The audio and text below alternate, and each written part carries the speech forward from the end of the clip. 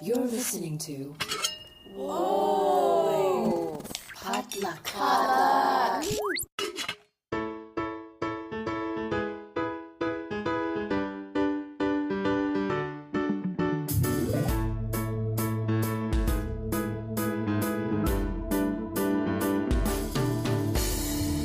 And hey, welcome to Books and Boba, a book club and podcast featuring books by Asian and Asian American authors. My name is Marvin Yue. And I'm Rira Yu. And we are here today with an author chat with Amran Gowani to talk about his debut novel, the financial thriller Leverage.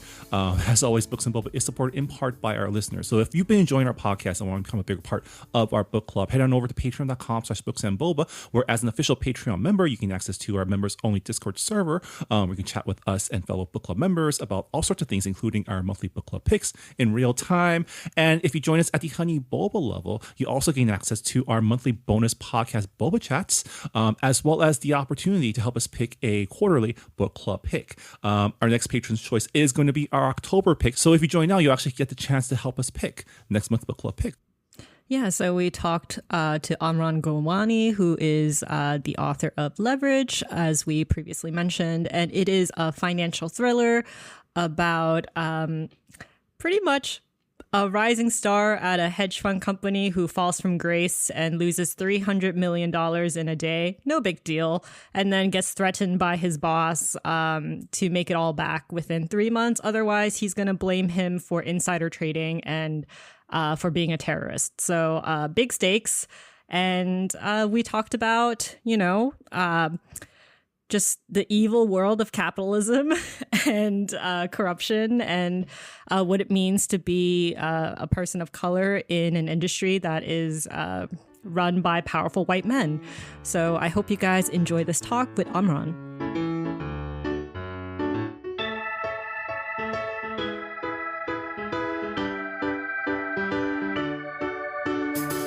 And we are here with Amran Gowani, writer, content creator, and former Wall Street analyst. And we're here to discuss his debut novel, Leverage. Welcome to the show, Amran. Thanks for having me, guys. I appreciate the opportunity. Yeah, so we'd like to start our conversations with a little icebreaker. So I thought this would be pretty fun. What is your favorite, quote, rich people are terrible media? So it can be like a TV show, a book, a movie. Yeah, it's a little obvious, I guess, but I'll go with Secession. Secession is pretty legendary. I don't watch a lot of TV. I try to stick to a very select few like prestige TV shows, like things that are critically acclaimed and there's a consensus view that you should watch this. And I do think Secession is one of the best shows ever made, and really funny, but also thematically very rich and pun intended there, because the rich people do the worst things. So. Yeah, Succession is definitely one of my top favorite shows. It's one of those shows where it's a lot funnier than you would think it would be, especially with like how cinematically everything is shot. It's not like Schitt's Creek or Arrested Development, where it's like very clearly shot like a sitcom and has like over the top humor. Yeah. Secession. I mean, I think that it's got that HBO magic, but it is a very darkly funny show. And I did actually, when I queried literary agents looking for representation, I used Secession as a comp in my query letter. So. Yeah, I mean, your debut has a lot of common touch points. There are terrible rich people making morally dubious deals, and also fail sons, which it's always fun to read about until you remember that they exist in real life. Yeah, that's basically the story of America. Yeah, I feel like rich people are terrible is definitely a theme that we've been seeing in American literature for a very long time. I mean, you have The Great Gatsby, you have The Jungle, like you have like his history pretty much, like the Gilded Age and like the 1920s. It's like, of course, this theme is going to be reoccurring in literature as we go through it. So I'm really excited to talk to you about your debut. But before we start, you had some career pivots. You studied chemistry and then worked in finance as an analyst. And now you're an author. That's quite a leap. What made you want to go into writing? Yeah, it's an obvious and great question. My stock line is midlife crisis. But I guess my more thorough answer is just, traversing this long, winding route of trying lots of different stuff and not really liking any of it. And then I think kind of coming to the realization that, I think I'm a creative person inside, and that none of those jobs, even chemistry, and then, working in the pharmaceutical industry, getting an MBA, working in an investment bank, like none of them really satisfied, I think, the creative itch I had. And so when I got to this stage in middle life where, I had a wife and one child and another child on the way, and I kind of became a stay-at-home dad. And when I became a stay-at-home dad, I had this free time all of a sudden that I hadn't had basically in, 15 plus years. And I started to kick around writing. And I was, I always loved to write inside. I was going back to when I was in high school, I liked to write. I wrote for my school newspaper. I always had a journalistic interest, but I kind of knew better, being a person of modest means, to take a bunch of student loans and then go get a journalism degree. So I guess I always had some financial acumen as well. And but yeah, I like to write. I blogged a little bit in the kind of mid 2000s, and I wrote for my school newspaper during my MBA program. But they actually had like a little satirical newspaper, so I wrote that. And so yeah, I think it was always in me, and it just finally got to a place where I could develop it and nurture it and bring it out. Wow, a satirical column in your MBA program. That is great practice for your novel. I am curious, even though this is your debut novel, it doesn't always mean that it's the first manuscript that you work on. Did you have something in the drawer already, or was Leverage the first piece? No, definitely. So when my midlife crisis started in late 2018. I just started clicking away at a story, and I joke that the book's not any good. I don't even know if it's any good. I've never reread it. What I do know is that it wasn't a good novel. It was probably a pretty good polemic, just as a rage typing about the pharmaceutical industry and Wall Street and insider trading and corporate corruption. I think there's a lot of really good stuff in the pages, but it wasn't a good novel. It was too long. It had too many characters. It didn't have the right POV probably. And so, but I consider that first attempt at writing a story kind of like my MFA program. I had to learn the craft of fiction writing, and, like anything in life, you learn by doing. And so I was working on that. I worked on that project for about 2 years. Most of it was completed during the pandemic, although I don't consider it a pandemic novel because I started it pre-pandemic. I just happened to, finish it during the pandemic.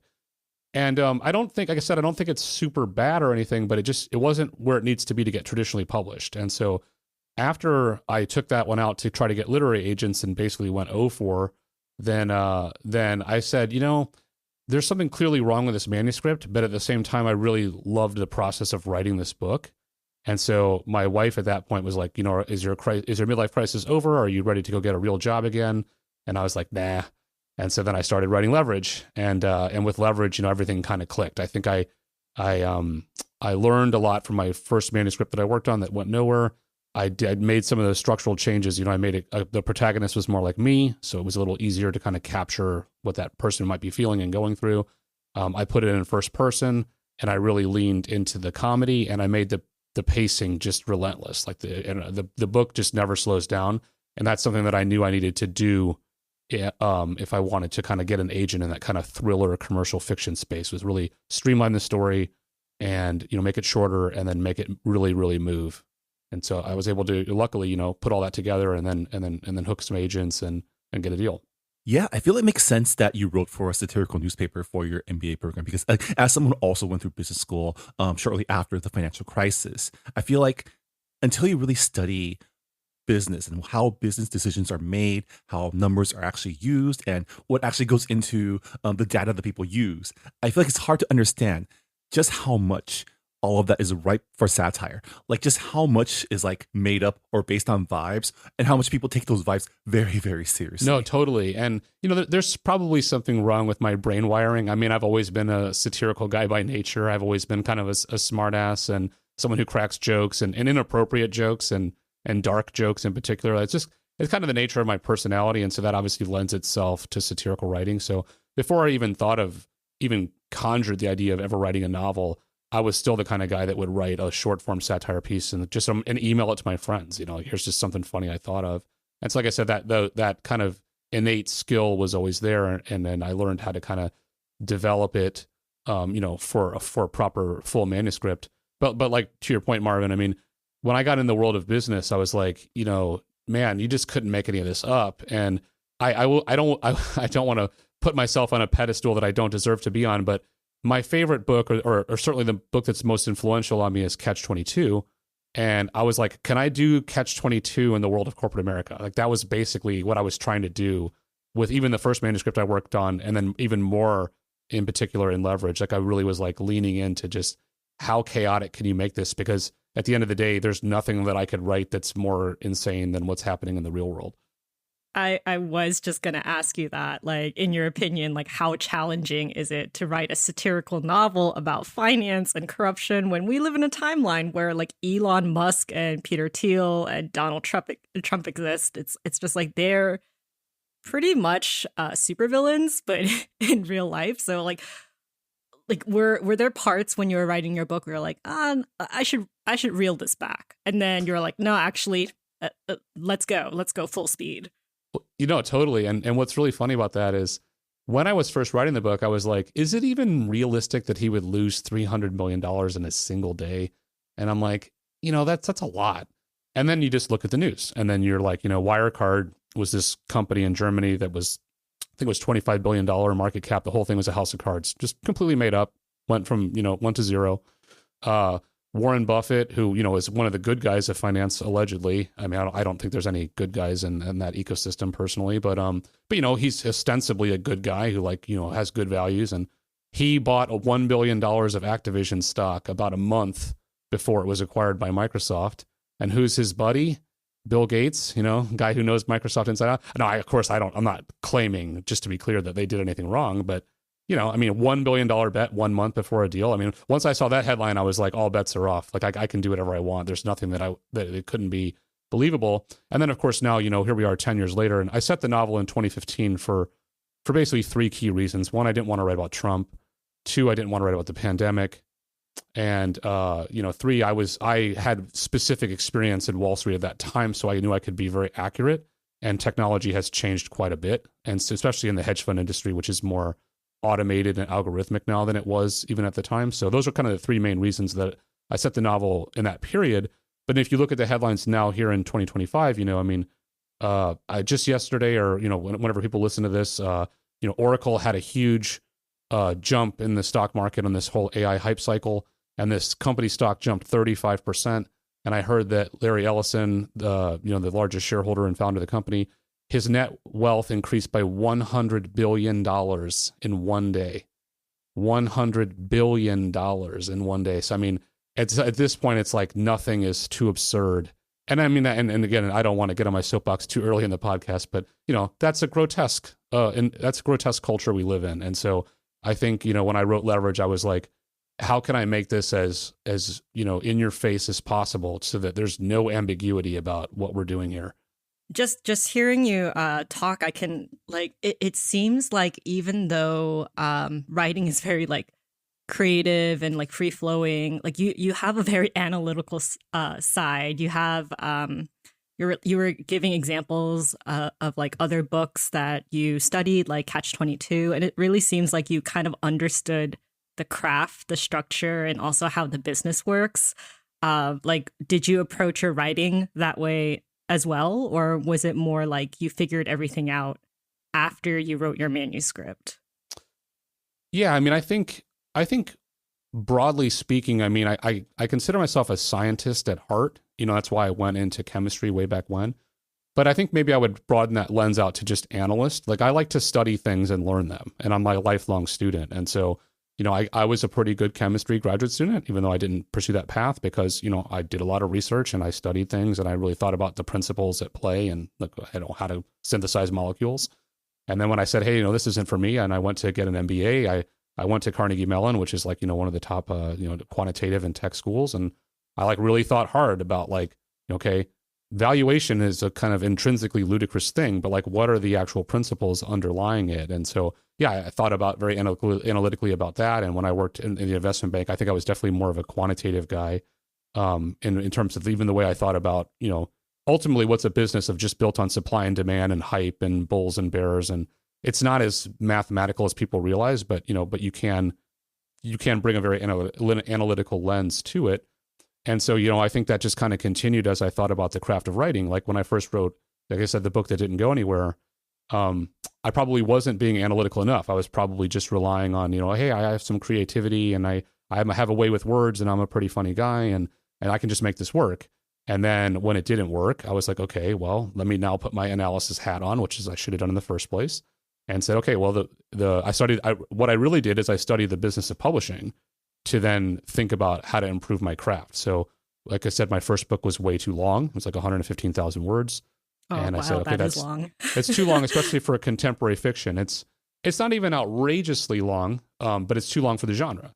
And so I was like, okay, so let me fix that. So then when I finished Leverage, the first draft was only 72,000. When I thought about, the POV considerations, I did kind of a third person omniscient when I did my first novel. And I was like, it's a little divorced. You don't really understand the characters as deeply as you need. I probably understood some of the bit characters better than the protagonist. And so I said, well, let me go into the first person POV, because then we have to be in the head of the narrator. And that gives me a lot of opportunity for him to kind of toss out his macro aggressions while he's also propelling the plot. And so anyway, I think that's a long answer to your question that yeah, I mean, I do bring an analytical mindset to basically everything that I do. And I think that, gives me a little bit of an advantage when I tackle projects. Yeah, definitely. I feel like people forget that publishing is a business, and word count and also just like marketing, everything is so like even with just like how books get selected, it's so calculated. So I think it's very interesting as like you, as someone who is not originally from the creative writing space or the English department, you like came in with that mindset and that helped you, and that was like a boon to your writing career. So that's really interesting to hear your experience.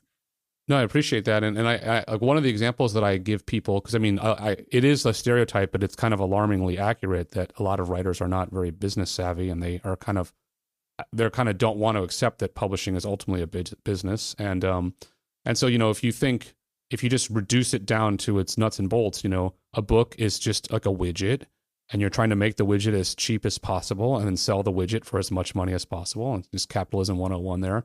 And I think one of the like kind of more obvious learnings that I had to learn the hard way was that the reason word count matters is because the book is longer and you have to print more pages, and more pages means more money, and more money means, higher cost of goods and lower profit margin for the publisher. So it's like, oh, right, that's pretty obvious. Like, you don't write a long book because they don't want to print more paper, which is, has gotten substantially more expensive during the pandemic years, especially as inflation has kind of stayed stubbornly high.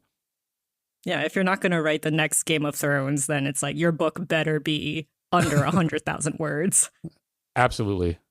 Okay, so tell us about your book. So for listeners who aren't familiar with your debut novel, Leverage, can you give us a brief synopsis of what your book is about? Yeah. So the story revolves around a rising star analyst inside the world's most prestigious hedge fund, Prism Capital, and our hero, or anti-hero, depending on your perspective, is his name's Ali Jafar, and he goes by Al. So he's very not so subtly based off of me. He's a mixed race guy, half Pakistani, half Caucasian, and he's kind of like the ultimate outsider in the ultimate insider's world. And so he is a rising star and hotshot at his fund. He's the top performing guy, and then a market crash happens, which is precipitated by some kind of violence in the corporate world. And he loses $300 million in basically 4 hours. And so he's like, his whole dream of like kind of becoming a hotshot hedge fund guy comes crashing down.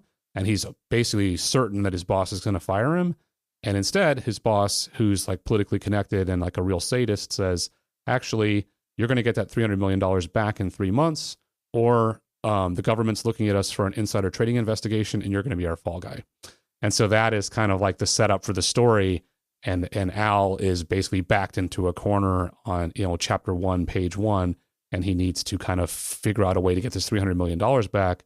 And then because this is Wall Street and because it's a satire, he makes some increasingly ridiculous and amoral choices on his quest to get this money back. And it goes from there.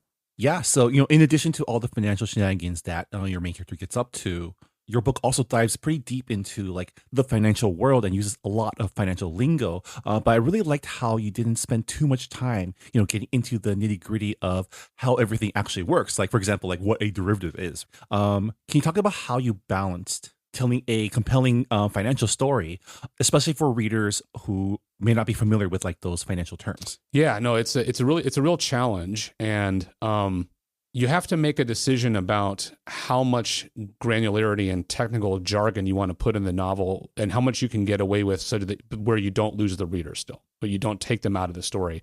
And if you read a lot of like science fiction, or if you read like Michael Crichton books, like they do a great job of giving you like a high level idea, but they don't really bog you down in details. And what I learned is that, most of it is just kind of like hand waving, and you just kind of like, you get immersed in the story and you just go with it. But in order for me to write the book that I really wanted to, and really analyze Wall Street and how grotesque some of the behavior is, and I wanted the reader to really understand, like I didn't want to just wave it away and be like, hey, I traded this stock and I made a 50% return. I wanted to really show people like how the nuts and bolts work, but also, not bog them down in every single detail like you mentioned. And so one of the kind of craft decisions I made there was to put Al in the first person. And so then Al can then be explaining this kind of to himself while the reader gets to come along for the ride. And Al can also then be interrogating kind of how crazy some of the stuff that he does in his actual job, and then when he's doing things, above board and doing things legally, versus then when he starts to do things that become, illegal, and kind of juxtapose those together. And so I think, it was an interesting challenge, and I do think I find a nice balance of letting people understand, like, this is actually more ridiculous than you think, but doing it in a way that was kind of funny and entertaining, so that the reader didn't get lost. And even with that said, some of the criticism you see from readers on Goodreads or whatever was that the jargon went over my head. But most people still say, even if the jargon went over their head, that they didn't get taken out of the story. And I think that was kind of the balancing act that you had to do, which is that, okay, maybe this is going to be something that people don't want to think about. Maybe their eyes glaze over when they hear something like, a derivatives contract or short selling. But it's like, it's just brief enough that it doesn't take you out of the story. And at the end of the day, you're still interested in what's going to happen to Al. Is he going to get this money back? And then, as you learn more about the character, you realize he's got even bigger problems, and how is he going to solve those?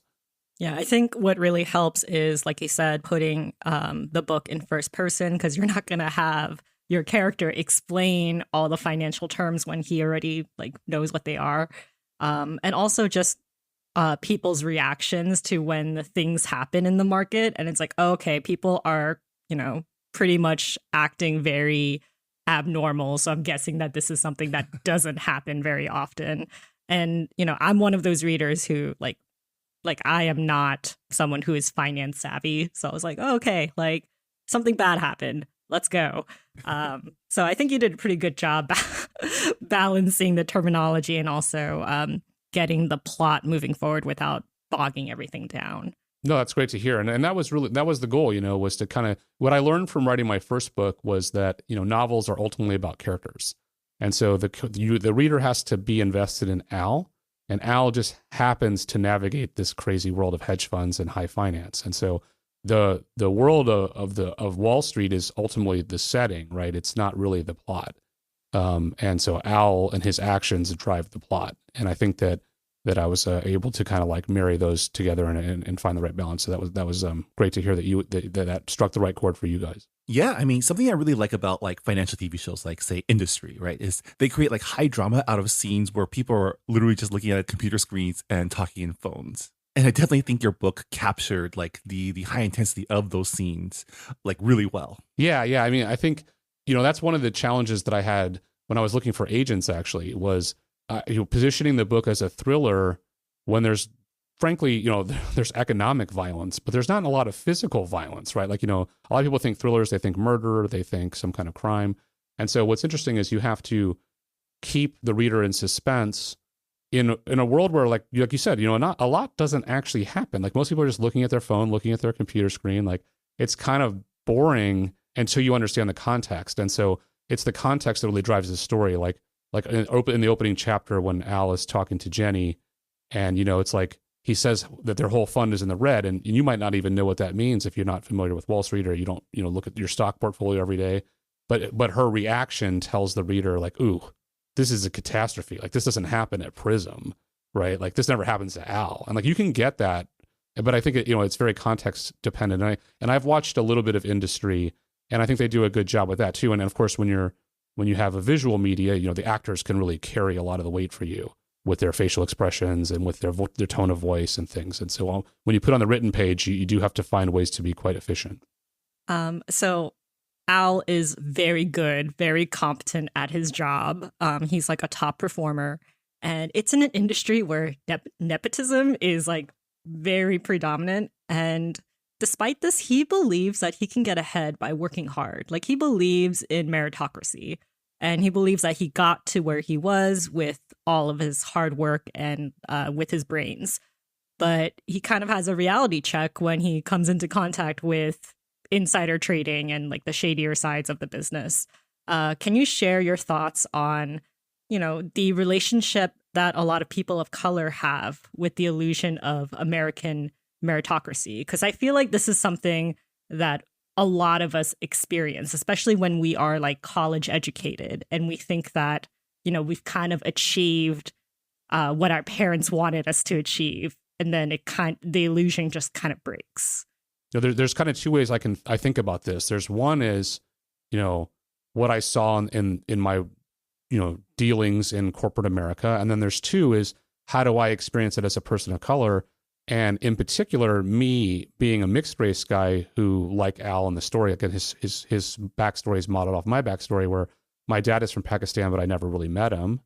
And so, I'm a person of color, but I'm like, I grew up with white people and I thought I was like everyone else. And then, you get to a certain point and you start navigating the world and you're like, oh, right, they don't treat me like everyone else. And in fact, they treat me with a lot of hostility quite often. And so the first lens to look at that through is just, I would say my entire kind of professional trajectory, like starting all the way back in chemistry, I've basically been like the token minority guy, right? So I was in my chemistry lab down at the University of North Carolina. There was like, I don't know, 25 of us and maybe 2-3 people of color. And then, and I'm the kind of token brown guy. And then you go to the pharmaceutical industry and you've got an organization that's just mostly, white men and a few white women and then some token people of color. And then I'm the token brown guy. And of course, and then in that pharmaceutical industry in the chemistry department that I worked in, there are only white men in the leadership positions. And this is in like kind of the mid to late 2010s. Then you go, and then I end up going to, the investment bank. Now, interestingly, out in San Francisco, you've got some more diversity, and it's like not quite as like hostile as like you say in New York investment bank. It's not quite as like hard charging, but I worked with high intensity people and very competent people. But there are 9 senior analysts in our office, all white men. And then there are the kind of junior people we're the only place you'll find women and you'll find people of color. And then, of course, you'll find a little bit of an overlap there on the Venn diagram. And, what happens is you just kind of see like you bump into that ceiling pretty quick that like, kind of the white guys are in charge and like they're not leaving anytime soon. And there's not going to be much of an opportunity for me to climb. And so that idea that like, well, if I just work extra hard, like I can go around them. It's like, that's just not how it's going to happen. and I saw that basically in every industry I've worked in, I was just at BoucherCon, the great thriller and mystery writing conference. And I had a great time and everyone was really pleasant. But there was a debut author breakfast that I went to, and there were 34 debut authors. Now this spans self-published, indie press, and Big Five. 34 debut authors. There were only 3 people of color, and I was the token brown guy. So I mean, it's like, this goes all the way back to like, in 2003 until now. Here we are in 2025, and I still am the token brown guy in like almost every environment that I go in, and so that's pretty disappointing, frankly. And then from the racial lens, like I said, I mean, in a lot of ways, I never really thought of myself as Asian. So I'm happy to be on this podcast and I really appreciate you guys bringing me on. But like, I didn't really think of myself as Asian until I was like almost in my mid 30s when I really could kind of like, contextualize it. Oh, right. Like Pakistan is in Asia. Like that was kind of a new insight for me, like as an adult, like, and it's because growing up my whole life, like, I didn't know anybody that was South Asian and I was in Miami. And so I was around a lot of, Latino people, a lot of African Americans or like, Afro-Latino people. And so most of my lived experience, I was kind of miscategorized as like a Hispanic guy, or maybe like a half black guy, or some kind of Creole or something. And so a lot of the racism that I've experienced in my life is people have been treating me as Latino or black, actually, ironically, because South Asian representation wasn't very much in Florida when I was growing up. And so then I say that because, I got into the corporate world. You realize, like, man, there are like no Hispanic people, there are no black people, there are no Latino people, like men or women. And the token brown guys are all these South Asian guys. And so it's like another kind of way that it's eye-opening for me. So I don't know if that really got to the heart of your question, but that's kind of how I've experienced it. Oh, yeah, definitely. I think you answered the question quite well. And like, I actually thought there was a part in your book that I thought was pretty funny, but also it's kind of sad because it's pretty much real in real life. And that's when we're introduced to the people who work under Al. And it's pretty much like all the token minorities. Like you have like the Asian girl, you have it's like you have like a black guy, and it's just like, yeah, we're all in this together. And I'm like, I feel like that camaraderie is so real, but it's also so sad because there's like so little room to grow and to break that ceiling, like you said. Yeah, no, it is. And I mean, those are things that are obviously drawn from my personal experience. Like, where it's like, oh yeah, here's the token brown or black guy in any workplace you go to. And it's like, you give the little head nod and you're like, oh yeah, I see you. Like we're the same here. Like we're on the island. And so, yeah, we have the nod. Yeah. Yeah, exactly. and you can find solidarity with those people and you can root for your friends even if they're, you're all competing to get ahead, like you can root for them and you can all then stand around and look at each other and be like, yeah, but we're not going anywhere, man. Like this is not how this game works. Yeah. It's a really sad reality that I hope will change in the future, but I'm a cynic. So, we'll see. Yeah. So Al's team at his hedge fund Vice, they profit off of companies that are actively making human lives worse. Like they invest in like companies that are like exacerbating like the opioid crisis and so on. So I would like to ask you, like, how does wealth influence morality in Al's life, and how does he kind of deal with that weight on his shoulders? Yeah, it's interesting. I mean, so Al is a cynic too. If you read the prose, I mean, he's bordering on misanthropy, and so he's thinking like back to kind of meritocratic idea. He's like, how can I get ahead? Well, I can come up with this fund that's so cynical and so nihilistic that if I just go for this, he calls it Vice. Like kind of like in like LA Confidential, the Vice Squad kind of thing, right? Like how can I find the worst attributes and the worst behaviors displayed by humans and then profit off of that? And so that's obviously leans heavily into the kind of satirical element of the story. And so Al is basically thinking like, this is a way for me to get ahead. So I can do the meritocracy thing and I can make money and I can achieve prestige. And I think that ultimately, starts that leads to his unraveling, because he realizes as the story progresses that like, there's no amount of money that can make this moral or just or feel right and align with his values. And I think that that's definitely an autofictional aspect of the story, because when I was at the investment bank that I worked in San Francisco, I covered this sector called specialty pharmaceuticals. And I worked for the bank. So the hedge funds were our clients. And so we were called what's called the sell side, and the hedge funds and the institutional investors are what's called the buy side. And the buy side actually makes the investments and the sell side pitches the investments. And so we were covering these companies that did a lot of the things that Al talks about in the novel. Like the companies that I covered were exacerbating the opioid crisis. Like one of them was called Insys Therapeutics. The movie and book Pain Hustlers is based off of Insys. Insys went bankrupt. But we had a buy rating on that stock, and all these hot money hedge fund guys would come in, and they knew, everybody knew that this company was not doing things above board, that this company was illegally marketing this drug, that they were exacerbating the opioid crisis. But that stock was on fire, man. And there was a return to be made, and I could generate alpha from my portfolio. And, I took, because this is my legal job requirement. I took the CEO on a roadshow to meet with like institutional investors, and like within a year, the guy's in federal prison. Like, I mean, my compliance mandate was that I am an author, the junior analyst on this report that says buy the stock. So if I were to go tell people like, man, there's no way you can reliably invest in this, these guys are clearly criminals, then I would be breaking the law. And so I would be violating my compliance mandate, and I could get fired for that, or even worse. And so, it was like those kind of things that I saw in the hedge fund. I mean, the opioid crisis was by far the worst in the sector that we cover, called specialty pharmaceuticals. But there were companies doing blatant accounting fraud. There were companies that were price gouging, that were ripping off insurance companies, that were, fleecing Medicare and Medicaid, that were gaming the PBM kind of pricing model. I mean, these guys were it was the Wild West. And so that really was an inspiration for how I thought about Al.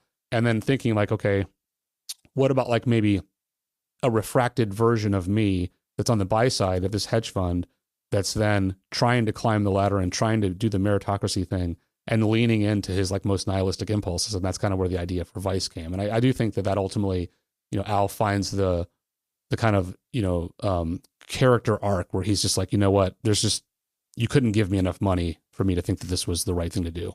Yeah. I actually had to Google whether these funds exist in real life, and they do. And that was very like, it was an existential moment for me. I was like, oh man.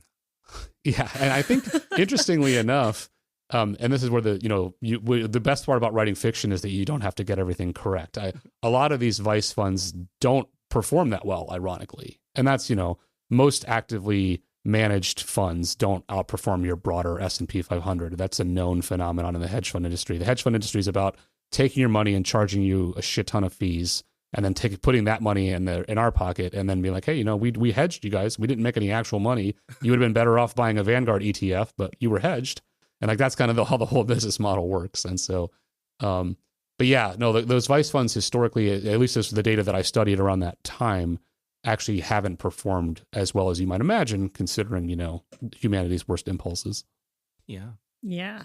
Yeah. And Al, because we're in his head for the book, we know that he grapples with a lot of insecurities, and also he has suicidal ideation, and like dark humor is dark humor. Like I cackled here and there because he was just like, oh my God, if I could just jump in front of a train right now, because my life has imploded. I'm like, same.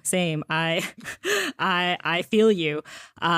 So like, why did you want to include that aspect of his personality into your book? And also, like, do you think Al's suicidal ideation and also his depression, do you think it's solely burnout, or do you think it's something deeper and something that is like actually like a mental illness that he just hasn't dealt with on his own? Yeah, I mean, this is another place where I pulled some autofictional elements, and for a couple reasons. So when I was younger, like in my early to mid 20s, like I grappled with depression, like in a major way. Like I was actually diagnosed with major clinical depression, and I was kind of consumed by thoughts of suicidal ideation for a significant portion of my life. I never had a suicide attempt, luckily, and I think it was more of like a macabre fascination almost, just kind of like, why am I here?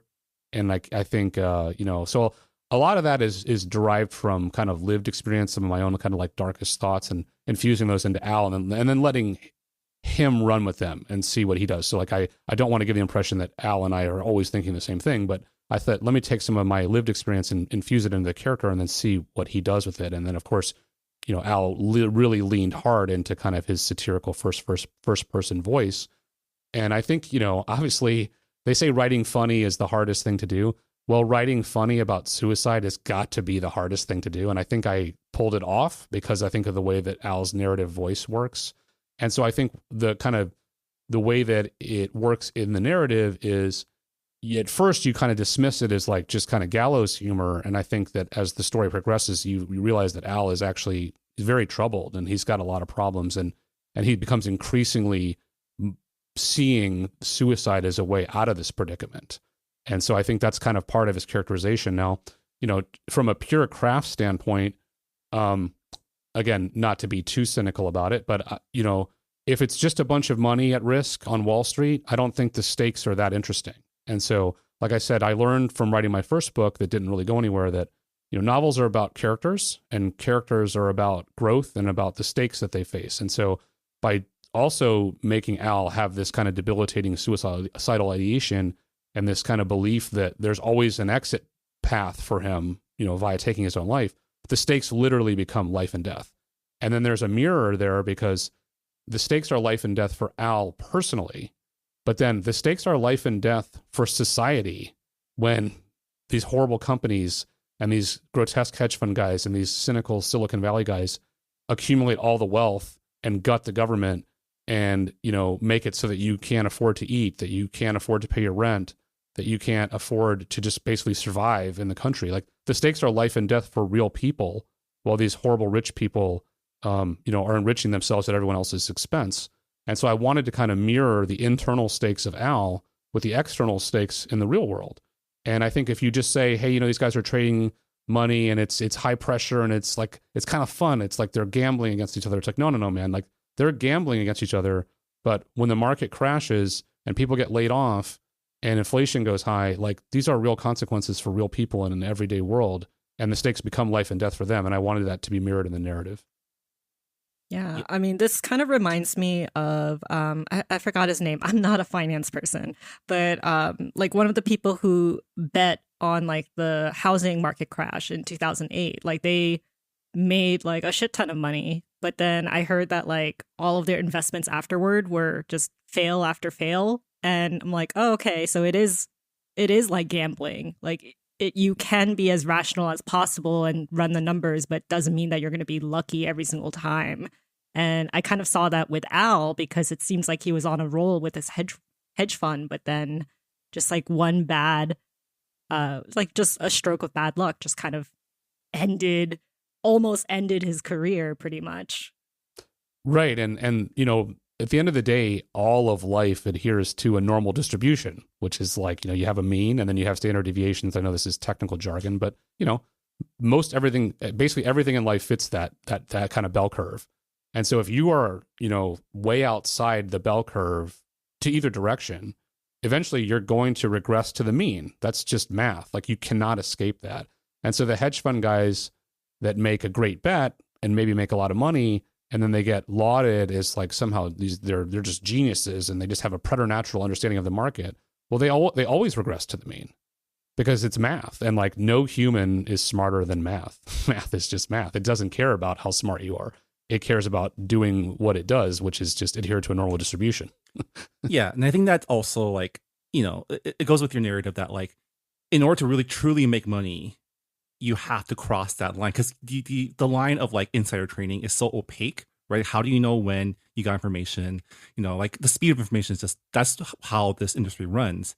And it's just like, at some point, Al realizes that in order to truly make the returns that he needs to like placate his boss, he needs to cross that line and get into the world of things that aren't legal, but everyone's doing it. Right. And the market is just based on human behavior. You can have as sophisticated financial model as you want. You can have all the algorithms and you can do all the Excel modeling in the world. But at the end of the day, the prices are driven by supply and demand, and supply and demand is driven by human behavior. And so it's an inherently uncertain and unpredictable business. And the only way to then beat that is to cheat. Like, just that, full stop. Like one of the things that the hedge funds, and again, I'm not a little bit out of the game, so don't quote me on this, but my understanding is a lot of what the hedge funds do nowadays is they've captured a lot of the trading volume that the investment banks used to do as the kind of broker dealer part of the investment banking industry. So they just handle the trades that, maybe you trade something in your 401k, and then so some hedge fund will manage that trade for you, and then they'll just get in the middle and squeeze a little bit of the margin out. And so they don't even really bet on like fundamental stuff as much as they just kind of control trading volume, and they essentially become major brokers, and they use algorithms for that. And so I think that also speaks to the fact that they tried to beat the market and they couldn't. And so they say they looked for a new business model that was more sure. And if people are going to trade all day long, then why not just basically get in the middle of the trade and siphon off a few cents at a time? And if you do that billions of times per day, then you got millions of dollars. So yeah, I'll also say like Al's initial predicament of losing 300 million, in a way, the way you wrote it, the way that I read it too, is also like it's kind of karmic, right? Because he lost money on betting high on payday loans or a payday loan broker, which is a company like I mentioned, it's part of his vice fund, and it's a company that exploits people. And at some point, people get tired of being exploited and fight back, and that's what causes his initial like fall. And I thought it was just really funny that like he thinks it's the worst day of his life, it's bad luck, but it's also like you kind of deserved it in a way. So many worse days for other people, like hundreds of thousands of people out there had worse days because of him. So yeah, like Marvin said, it's very karmic. And yeah, I just want to like finance stories are always interesting because like you have to root for your main character, but the main characters are usually like capitalists and people who are complicit in the system. So can you talk a little bit how you kind of thread that needle of writing a financier, but also making him, relatable? And how did you employ any strategies to like kind of make sure that the readers did root for him? Yeah, no, it's tricky because I think some of the funnier feedback I've seen, is like, and even from like, like a trade journal, Publishers Weekly, had a pretty good review, but they said like you'll reluctantly root for, Al. And I'm like, that's interesting. I'm rooting for Al. When I write the book, I'm rooting for Al. I think Al, I'd hate to make everything about like race and minorities versus, essentially,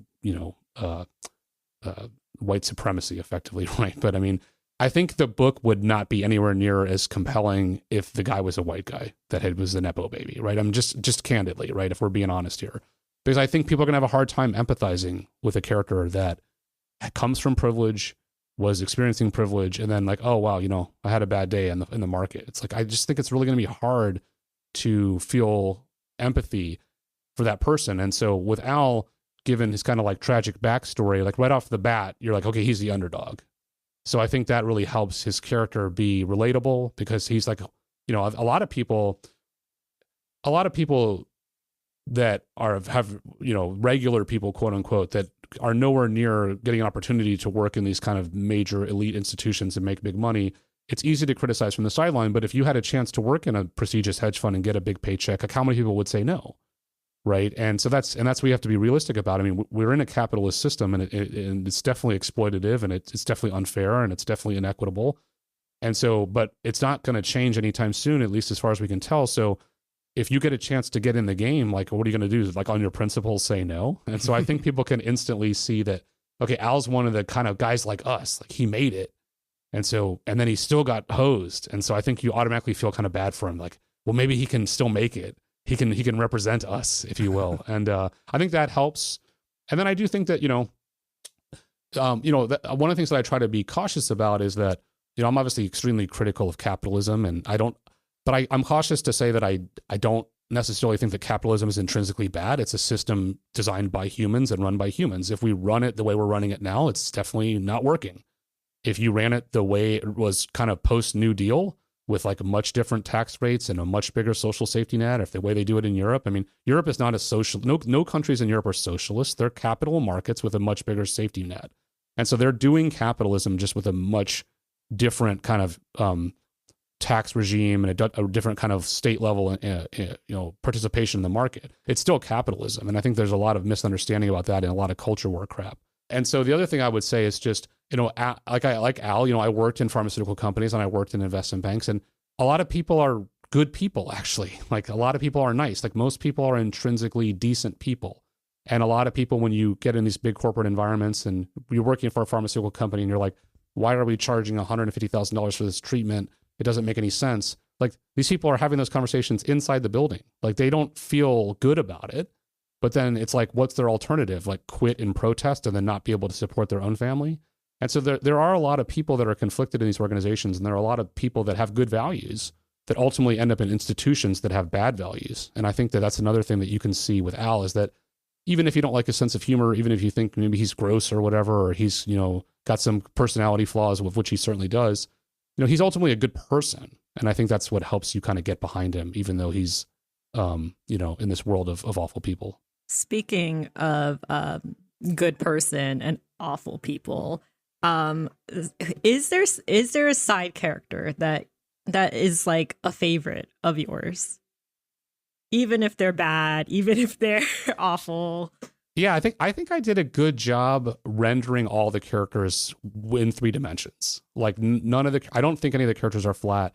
Even Karen, our token, social media star who behaves like a Karen, is named Karen. I mean, she's still pretty interesting, and she's got some complexity and more layers than I think you might originally assume. But I mean, I think if we're talking about all the characters in the book, I mean, Damon's got to be my favorite character aside from Al, right? I mean, because he's Al's boy, and he's kind of going through what Al does. He's in a big institution. He's the token minority. He's kind of like, thinking he's trying to do the meritocracy thing.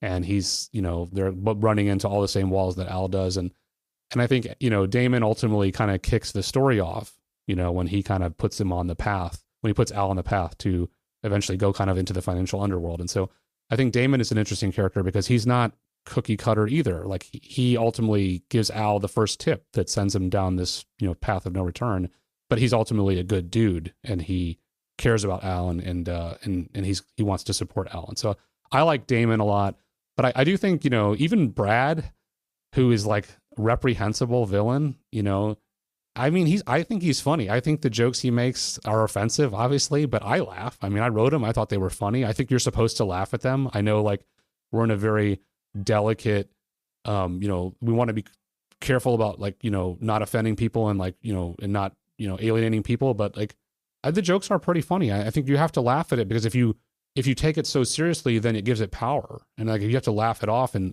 kind of, like, lean into the absurdity of it all to kind of, like, take the power away. And I think that's part of what I'm hoping to try to do there with Brad as a character. And then looking at his character arc as well. I don't want to spoil the story for anybody, but he undergoes quite a bit of change and growth as the story goes on. And so I think all these characters really bring something to the table and I think I try to render them as complex and morally gray as anybody who works in a hedge fund or a big law firm would be. Yeah, a toxic swamp. So it's hard to be a good person in an environment like that, for sure. Yeah, I feel like, it's satire, and it feels like satire, but it also feels really close to the truth. Like, I still remember one of my first internships in college was at like a wealth management firm.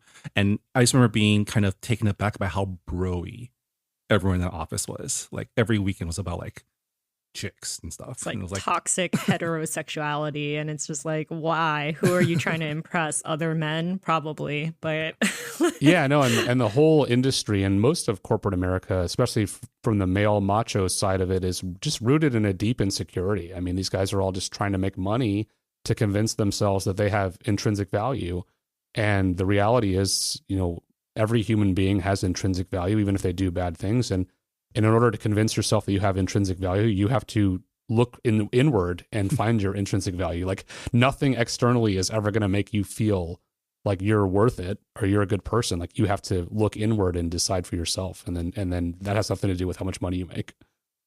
Yeah. It's a lesson that a lot of people in their 20s don't figure out. I figured, like, once they hit the midlife crisis, that's when they start questioning those things.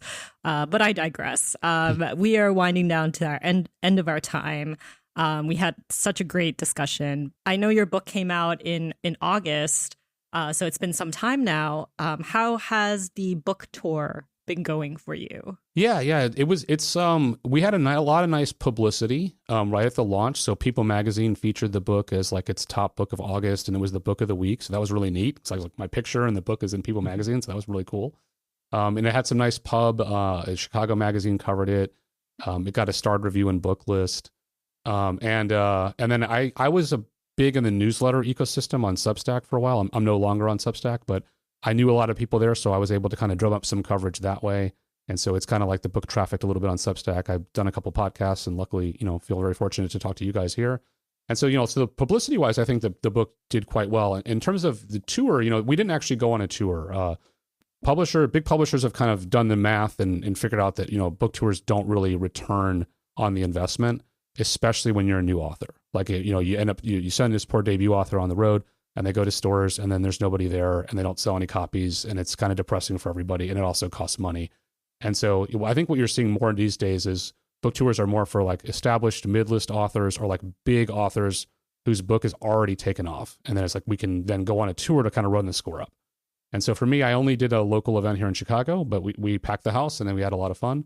And, I think at this point, I'm just trying to stay sane in an industry that will drive you inherently insane. And I'm just like hoping that the book kind of gets that slow burn uptick word of mouth, because that's ultimately what makes any book successful. We didn't hit any bestseller lists, and that didn't surprise anyone because it's really hard. And but the book is getting good reviews on Goodreads. It had nice publicity.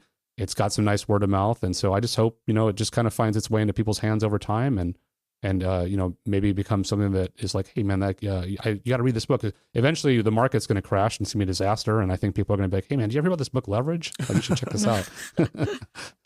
Yeah, that AI bubble is really getting big there. Real big. So before we go, are you working on anything else right now? Yeah, so I my first book with Leverage, it came out with Atria, and so Atria is per standard publishing contract. They have a right of first refusal, and so I have a partial draft for a novel that's another kind of contemporary satire. Not quite. There's a financial angle to it, but it's not in the world of hedge funds or anything like that. It's actually in the world of reality TV, and so I wanted to kind of do something a little different, but that's still kind of it plays in my lane. And so I have that book. It's about 12,000 words, and I had a full outline. And that's with Atria. And so I'm hoping that they want to take a stab at that one as well. And then, sign me up for book number 2. If not, then, that's the game. And I'll just write the book. And then my agent and I will look for whoever else might be interested in. So yeah, but I love writing. It's something that I found kind of late in life. And I hope to be doing this for basically the rest of my life. I think this is a lot of fun. Yeah. Well, congratulations on your debut. And yeah, good luck on that second book. It's always hard to write the next one to keep the sophomore going. slump. Yeah, absolutely. There's definitely a sophomore slump involved. So I'm just trying to kind of fight through that and keep this thing rolling. Yeah. So thanks a lot for the congratulations and for having me on the show. And that was Amran Gowani. His debut novel, Leverage, is available now at booksellers everywhere, including, as always, the Books and Boba bookshop. So if you enjoyed our conversation and are interested in picking up the book, head on over to booksandboba.com. Check out our bookshop link. As always, all purchases made on our online bookstore support not only us here at Books and Boba, but also your local bookstore. So we definitely appreciate everyone who's bought a book from us so far. I guess before we call it an episode, Rewa, can you please remind us what book we are reading for book club this September 2025? So September was my month to pick, and my pick was A Witch's Guide to Magical Innkeeping by Sanggu Mandana. And we had Sanggu back maybe a year, more than a year ago, and we talked to her about her book, The Very Secret Society of Irregular Witches, which takes place in the same universe as A Witch's Guide to Magical Innkeeping. And it is about a witch who is kind of exiled from her magical society and runs an inn and befriends a semi-villainous talking fox. It's supposed to be cozy. It is September. It is the burr seasons, meaning it's time for whimsy. It's time for coziness.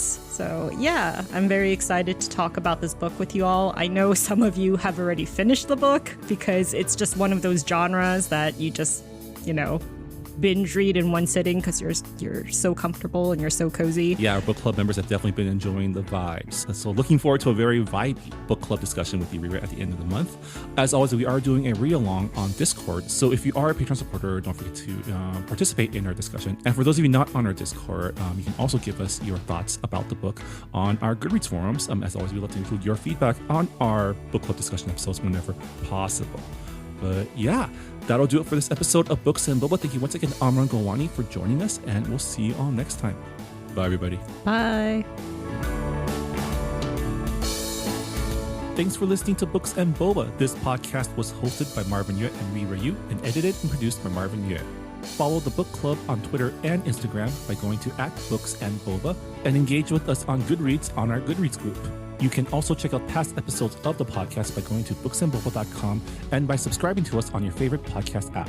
Don't forget, you can support Books and Boba and Asian American authors by purchasing books at our bookshop.org account. Check out the link in our show notes and also at booksandboba.com. Books and Boba is a proud member of the Potluck Podcast Collective, a collective of Asian American hosted podcasts featuring unique voices and stories from the Asian diaspora. Learn more about the collective and check out our fellow Potluck shows by visiting the website podcastpotluck.com. Thanks for listening.